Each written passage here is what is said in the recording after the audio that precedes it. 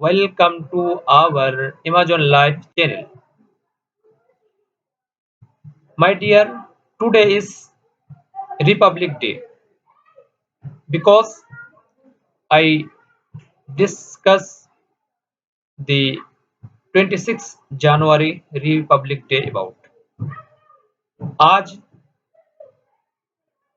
26 जनवरी का दिन है, तो हम आज़ादी के बारे में और रिपब्लिक डे के बारे में कुछ बातें बताएंगे। हमारा देश जो आज़ाद हुआ था 1947 हिजरी 15 अगस्त को, उसके बाद हमारे देश में कोई संविधान स्थायी रूप में नहीं था।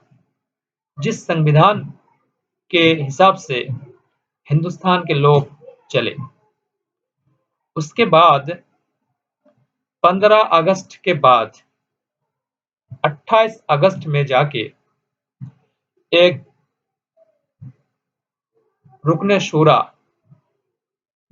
हुआ, जिसमें कुछ लोग बैठे और आपस में बातचीत हुई और वहां पे बताया गया कि हमारे हिंदुस्तान में एक संविधान होना चाहिए। तो इस बात को डिस्कस होने के बाद 4 नवंबर को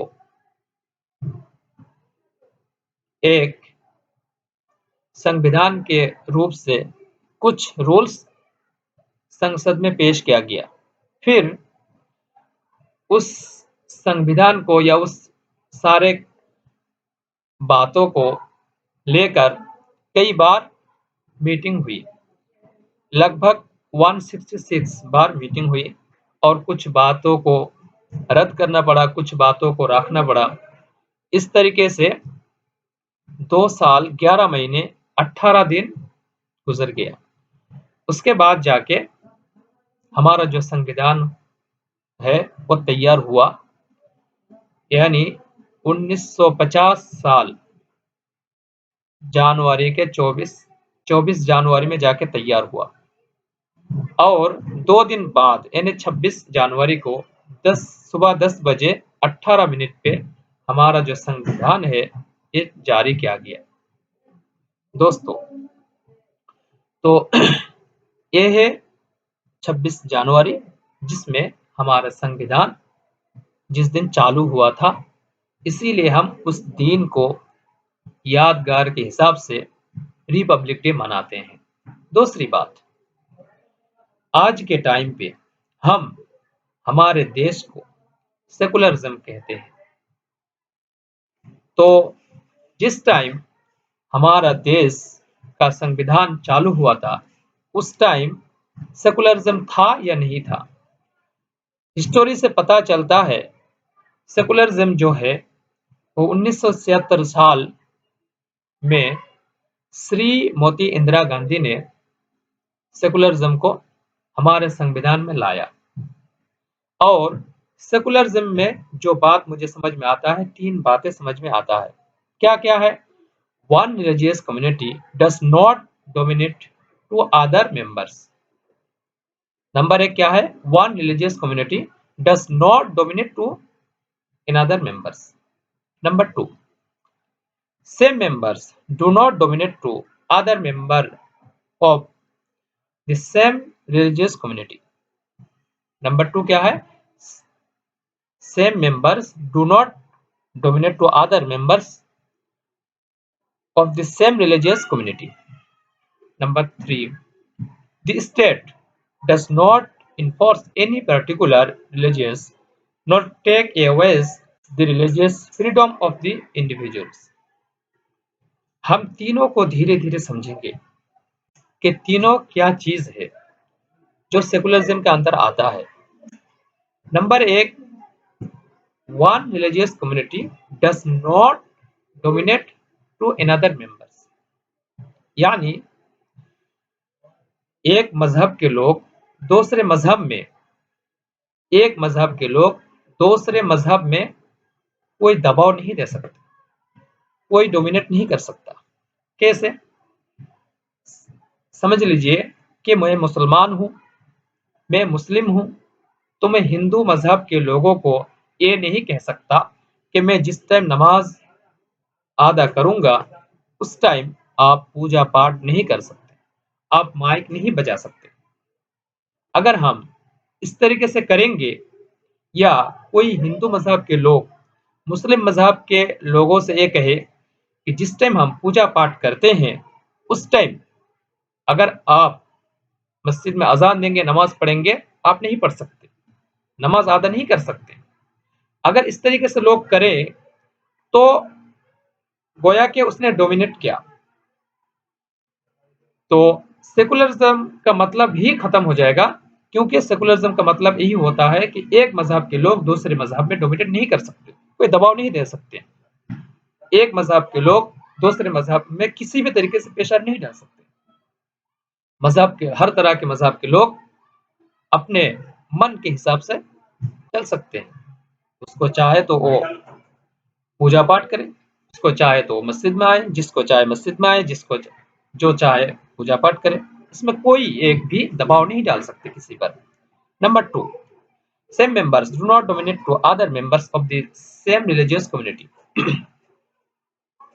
सेम मजहब के लोग सेम मजहब के एक मेंबर दूसरे मेंबर पर डोमिनेट नहीं कर सकते, किसी भी तरीके से दबाव नहीं डाल सकते। जैसे कि समझ लीजिए, एक मुस्लिम लोग दूसरे मुस्लिम लोग को ये नहीं कह सकते कि आपको दाढ़ी रखना पड़ेगा, आपको दाढ़ी रखना पड़ेगा, ये दबाव नहीं डाल सकते। या एक मुस्लिम लोग दूसरे मुस्लिम लोग को ये नहीं कह सकते कि आपको गाय का गोश्त खाना पड़ेगा, ये नहीं कह सकते, ये दबाव नहीं डाल सकता। क्योंकि हमारा जो देश है सेकुलरिज्म देश है, इसमें जो चाहे जिस तरीके से चाहे वो अपने हिसाब से चल सकते हैं, इसी को कहते हैं सेकुलरिज्म। दूसरी बात जो आती है, जैसे कोई हिंदू लीजिए आप, कि उसको काली माता को पूजा करना है, तो अगर वो चाहे तो काली माता का पूजा कर सकते हैं, अगर वो चाहे तो नहीं कर सकते। आप किसी भी तरीके से उसको दबाव नहीं डाल सकते, ये नहीं कह सकते कि आप हिंदू मजहब के लोग हैं, आपको करना ही पड़ेगा। अगर आपको इस देश में रहना है तो इस देश के जो संविधान का रूल्स है वो आपको मान के चलना पड़ेगा। जैसे बांग्लादेश में वो लोग तो कहते हैं कि हमारा देश सेकुलरिज्म है, बट अगर किसी भी टाइम पे अगर मस्जिद में अजान दिया जाता है और उसी टाइम पे पूजा पाठ किया जाता है तो उसको गले घोंट दिया जाता है। क्यों? उस देश का जो सेकुलरिज्म है वो सिर्फ नाम नाम में ही है, कोई किसी को उस हिसाब से चलने में नहीं देखते हैं।